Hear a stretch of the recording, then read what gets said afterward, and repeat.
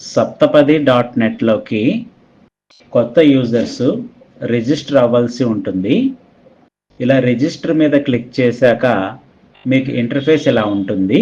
దీంట్లో మీ పూర్తి పేరు, మెయిల్ ఐడి, మీ మొబైల్ నెంబర్, మీ పాస్వర్డ్స్ ఇచ్చి రిజిస్టర్ అవ్వాలి. ఇలా రిజిస్టర్ అయిన వాళ్ళు లాగిన్ మీద క్లిక్ చేసి ఇలా లాగిన్ మీ ఏదైతే ఇచ్చారో ఐడి, పాస్వర్డ్ ఇవ్వాలి, ఇచ్చి లాగిన్ అవ్వాలి.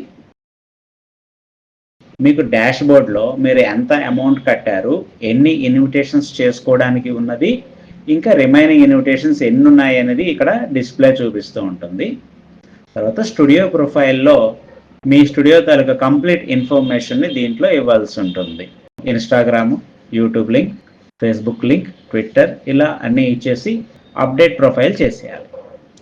తర్వాత మై ఇన్విటేషన్స్, మీరు తయారు చేసుకున్న ఇన్విటేషన్స్ ఇక్కడ డిస్ప్లేలో కనిపిస్తాయి.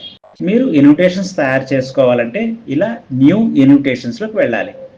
దీంట్లో మీకు పైన కేటగిరీ వెడ్డింగ్, వాణి సెరమనీ, ఉపనయనం, నేమింగ్ సెరమనీ, హౌసింగ్ సెరమనీ ఇలాగా టెంప్లెట్స్ కనిపిస్తాయి.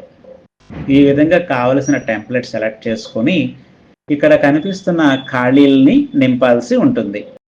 డిఫాల్ట్గా కొన్ని నేమ్స్ దీంట్లో ఉన్నాయి, వాటిని మీరు ఎంటర్ చేయకపోయినా పర్వాలేదు. సుముహూర్తం, వెన్యూ, లంచ్ ఇలా ఉంటాయి. అవసరమైన చోట మీరు కావాలంటే టైప్ చేసుకోవచ్చు, లేదంటే ఉన్నది అలా ఉంచేయచ్చు.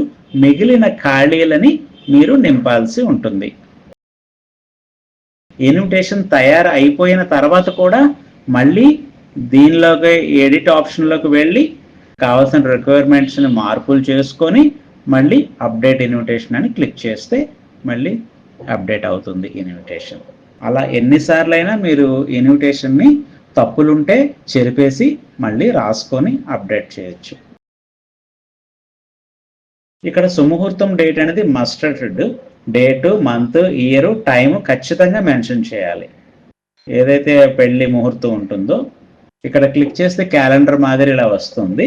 దీంట్లో డేటు, టైము, అది ఏఎం, పిఎం అని కూడా మెన్షన్ చేసుకొని జస్ట్ ఎంటర్ అని టైప్ చేస్తే ఆ డేట్ అక్కడ ఫిక్స్ అయిపోతుంది. తర్వాత వెన్యూ లొకేషన్, మన గూగుల్ మ్యాప్లోకి వెళ్తే లొకేషన్ కనిపిస్తుంది.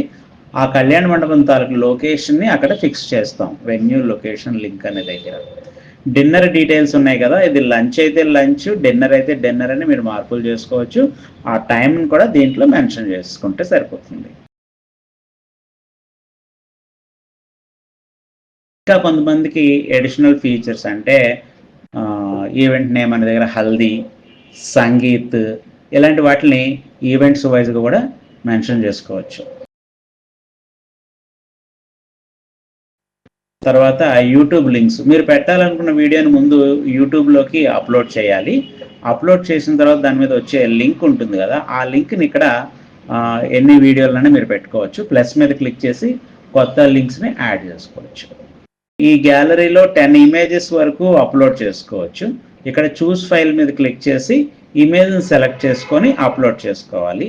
ఇక్కడ ఇమేజ్ సైజుని మాత్రం 1 MB ఫైల్ని కంప్రెస్ చేసుకొని పెడితే మీకు చాలా ఈజీగా అప్లోడ్ అవుతుంది. ఓపెన్ అయ్యేటప్పుడు కూడా చాలా ఈజీగా ఓపెన్ అవుతుంది. ఫైనల్గా క్రియేట్ ఇన్విటేషన్ మీద క్లిక్ చేసి సరిపోతుంది.